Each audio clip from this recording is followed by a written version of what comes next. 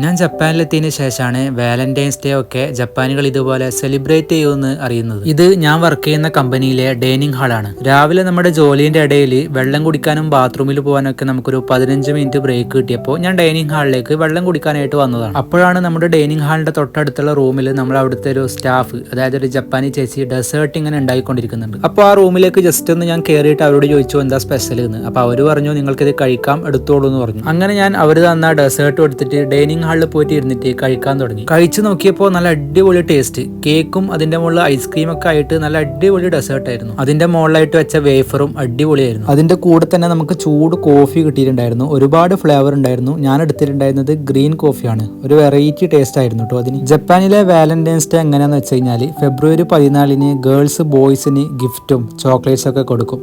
അത് കഴിഞ്ഞിട്ടുള്ള ഒരു മാസത്തിന് ശേഷം, അതായത് മാർച്ച് 14 വൈറ്റ് ഡേ എന്ന് പറഞ്ഞിട്ട് അവർ ബോയ്സ് ഗേൾസിന് നേരെ തിരിച്ചിട്ട് റിട്ടേൺ ഒരുപാട് ഗിഫ്റ്റ് ഒക്കെ കൊടുക്കുന്ന ഒരു കൾച്ചറാണ് ഇവിടെ. അങ്ങനെ അവസാനം നമുക്ക് ലഞ്ച് ബ്രേക്ക് ആയി. ഞാൻ റൂമിലേക്ക് ഫുഡ് കഴിക്കാൻ വേണ്ടിയിട്ട് പോവാണ്. ഡെസേർട്ട് എനിക്ക് നല്ലോണം ഇഷ്ടപ്പെട്ടുകൊണ്ട് അവർ വീണ്ടും ഞാൻ ചോദിച്ചപ്പോൾ തന്നു. അതായത് 1 മണിക്കൂറിന്റെ ലഞ്ച് ബ്രേക്കിൽ ഞാൻ ഇറങ്ങിയപ്പോൾ വീണ്ടും പോയിട്ട് കഴിച്ചിട്ടുണ്ടായിരുന്നു. അപ്പോൾ കുറച്ച് ലേറ്റ് ആയി പോയി.